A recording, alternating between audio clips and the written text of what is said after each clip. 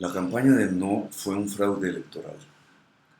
Apenas unos días después del plebiscito se ha descubierto por confesión misma del gerente de la campaña del no, el ex senador Juan Carlos Vélez Uribe, que poderosos empresarios financiaron la campaña, entre ellos el propietario del canal RCN y de Gaseosas Postobón, Carlos Ardila Lule, y que dicha financiación sirvió para construir una estrategia que buscaba engañar a los sufragantes con temas que no tenían que ver con los acuerdos de La Habana y que buscaban indignar a los electores y hacerles votar a favor del no.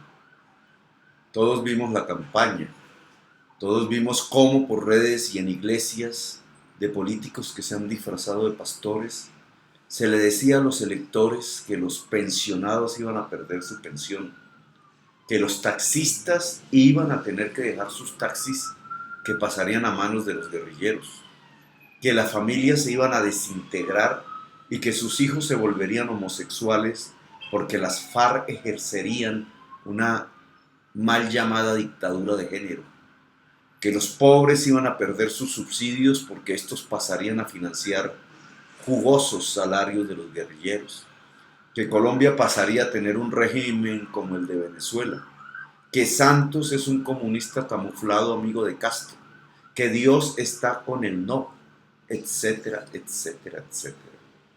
Hasta manipularon el video de una vieja entrevista mía, lo editaron y lo hicieron aparecer como si yo invitase a votar por el no. Video profusamente repartido a un alto costo económico. Cometieron un crimen.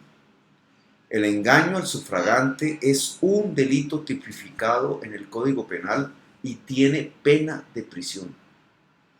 Aunque no nos guste escucharlo, los directivos de la campaña del no que difundieron esta estrategia engañosa son unos delincuentes. Agravada su actitud con el hecho de que el fraude electoral no servía para obtener unas curules simplemente, sino para mantener al pueblo sumido en la guerra.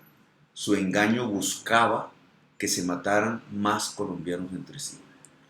Estamos tan acostumbrados al engaño al elector, a la compra de votos, que consideramos esto como cosas normales de la democracia.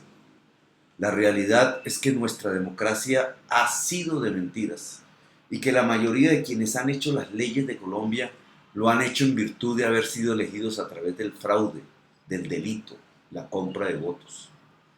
Tenemos un sistema político delincuencial que ha sido usado por los narcotraficantes para hacer la ley.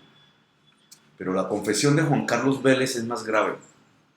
Habla del uso del delito electoral ya no solo para hacer las leyes y obtener curules, sino para mantener la guerra en Colombia, para involucrar a millones de jóvenes en el conflicto armado fratricida del país, para condenarlos a la muerte y a la violencia. Jóvenes en su inmensa mayoría pobres y sin oportunidades en la educación pública de Colombia.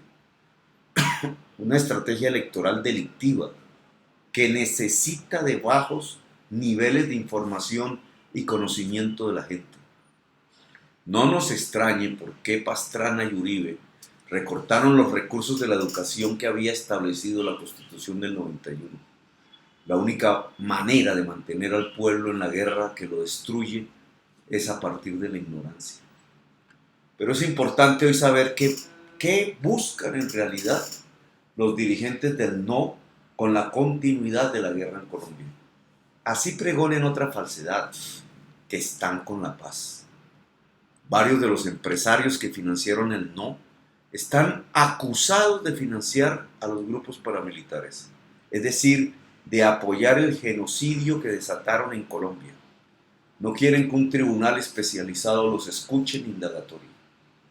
El presidente Uribe dijo que no quería que los militares sindicados de crímenes de guerra y delitos de lesa humanidad acudan, como los guerrilleros, al Tribunal Especial de Justicia, a confesar y a cambio recibir los beneficios jurídicos que les permitirían el perdón de la sociedad y rehacer la vida de sus familias. A Uribe le aterra que los militares sindicados confiesen y los sacrifica, los lleva de lleno a la justicia internacional, con tal que su nombre no aparezca en las indagatorias como auspiciador de crímenes cuando fue gobernador de Antioquia o cuando fue presidente. El temor de Uribe arrastra al país a la sangre. La campaña del no oculta que no quieren que la tierra amasada ilícitamente y con sangre por el narcotráfico para lavar sus dólares del comercio de la cocaína, más de 10 millones de hectáreas, sea devuelta de nuevo a sus antiguos poseedores legítimos o a los campesinos y empresarios que quieran producir alimentos. El engaño generalizado en la sociedad colombiana y triunfante en regiones antioqueñas, santanderianas y cafeteras es para ocultar uno de los peores hechos de la historia de Colombia: la acumulación de poder económico y político sobre la base de la muerte, el genocidio y el desplazamiento forzado en la sociedad. Y están a punto, gracias a la debilidad del presidente Santos y la derrota fraudulenta de su plebiscito, de condenarnos a todos a la guerra. Por eso, como nunca antes, la sociedad colombiana debe actuar. Los jóvenes, los llamados a la violencia, han dado el ejemplo. Se rebelan contra la guerra y salen a marchar por centenares de miles. Como lo hicimos en Bogotá Humana, debe ser permanente, una y otra vez. Pero esta vez debe alcanzar todos los rincones de Colombia.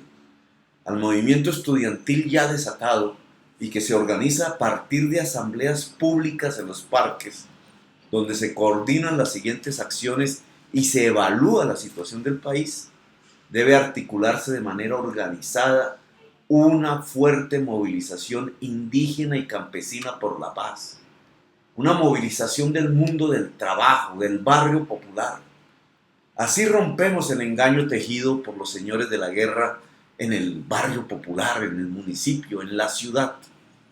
Se nos convoca a cabildo abierto, a un movimiento asambleario que debe tener todo el sentido constituyente del pueblo soberano.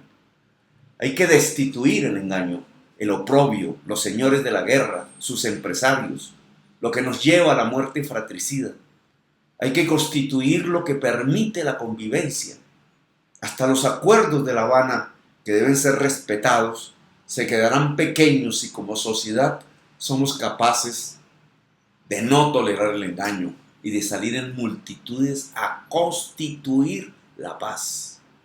Nos tocó un momento histórico determinante para Colombia y vale la pena vivirlo y actuar con inteligencia y con contundencia.